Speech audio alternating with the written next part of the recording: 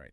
Today we are stepping into a necessary space, a Yeah. quiet one. A very quiet one. Exactly. We're talking about something that directly impacts your performance, your health, Yeah. your very presence. Hmm. And that's how men, navigate anxiety and the relentless pressure of work. It really is the invisible load, isn't it? The silent burden that, well, millions of men carry. Right. Because of all these expectations, both from society and from ourselves, we're sort of conditioned to believe that even acknowledging the pressure is like admitting a fault. That's it. Our sources for today really zero in on that disconnect. Yeah. You're encouraged to push, to grind, to endure, and the big one, to stay silent about what that costs you internally. Yeah. The strong on the outside being strong on the inside. Myth. Exactly. And that expectation, I mean, it's a trap. So the core insight we really want to deliver right away is this: silence. It does not lead to healing. Or resilience. Not at all. Awareness does. So our mission in this deep dive is to pull all this material together into a grounded guide, one that reframes anxiety and gives you tools you can use. Yeah. Like right now. Okay, let's unpack this. Because that reframing it's essential. If you feel that pressure, that knot in your chest or your stomach, we need to shift that perspective immediately. The single most crucial shift is this: understanding that anxiety is not a weakness. It's not a character flaw. So what is it? It's a signal. That's it. Just information about your current operating environment. Like an engine warning light. Exactly like an engine warning light. It just means your system, your biology, your mind, your nervous system, it's overloaded. It's overwhelmed. Overwhelmed, or just carrying an unsustainable volume without enough downtime. Yeah. It's a call for an adjustment, Yeah. Not a reason for judgment. And that makes the physical symptoms instantly relatable because this isn't some abstract thing. No. The sources were very specific about what this signal feels like. That tight chest where you can't get a full breath, or those 3 a.m. thoughts, just racing like a runaway train, that deep tension that just sits in your gut like a rock all day. Yes. And if you recognize that feeling, you need to understand this. You are not broken. You're human. You're simply human. Your body is just communicating its needs. And when we accept that feeling as information instead of a moral failure, we instantly move into a position of strength. We're ready to respond. That shift from I have to suppress this weakness to I have to listen to this signal it's huge. It's everything. But here's where it gets really interesting. Connecting that signal to the root cause of pressure that, specifically impacts men. Right. The material highlights this profound and often self-imposed expectation, this link between a man's identity and his utility, his usefulness. We're conditioned to link our value to what we provide, what we can fix, what we can solve. Exactly. It's that provider and protector archetype, just taken to a totally unsustainable extreme. Yeah. It's this idea that if I stop producing, or if I stop solving the crisis at work, or if I stop being the rock for my family, then my value just plummets. And that creates a constant draining loop of performance anxiety. That tension is where the struggle lives. So the crucial first shift in perspective has to be this: a man's fundamental value. It exists completely independent of his output.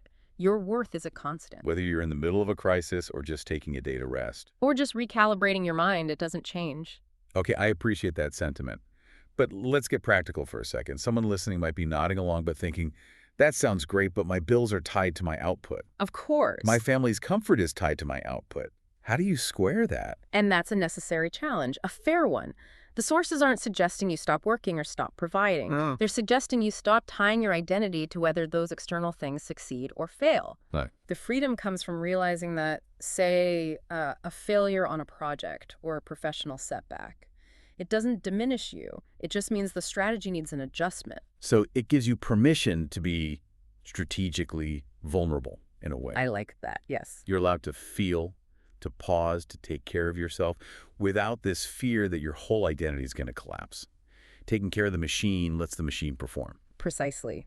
You remove the shame from seeking balance. It becomes about building resilience, not proving you're invulnerable. Okay. And once you accept the signal and shift your perspective on worth, then we can get to the tools, the 3 practical tools to manage the pressure right now. So what does this all mean in the day-to-day? It means we have 3 strategies we can put into action immediately. Let's start with the most physical one. Tool number 1, breathing for intentional control. The sources call it dominance over the internal state.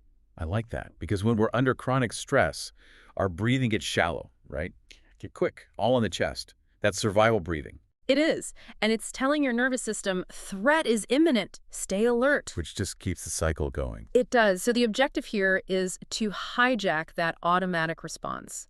We use the breath to assert intentional control, to tell the body, we are safe.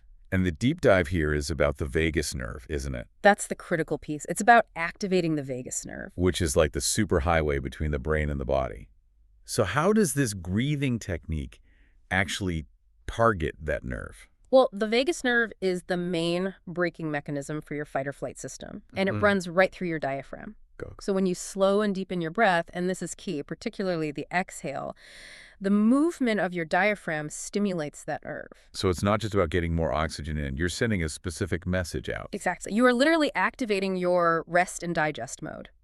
The technique is incredibly simple. When pressure spikes, just try 5 repetitions of a slow inhale. Aim for maybe 4 seconds, followed by an even slower exhale, ideally 6, maybe 7 seconds. The focus has to be on making that exhale longer. That extended exhale is the key. That's what sends the all-clear signal. It is. And 5 repetitions. That's enough. It interrupts the stress cycle. It gives you a micro reset and releases that tension you feel in your chest. You're moving from being dominated by your physiology to asserting control over it. That's the dominance. All right, let's move to tool number 2. This one addresses that overwhelming fog of responsibility, mental decluttering. Yes, because pressure in the modern world, it rarely comes from a single huge task. No. It comes from the sheer mental load. The feeling your mind is running 20 open tabs at once. You're trying to track every minor worry, task, obligation. It's that underlying hum, isn't it? The constant energy drain of just remembering what you shouldn't forget. That's the real stressor. It is, and the practical application is brutally simple, but it's so effective. What is it? Write it down, everything. Everything.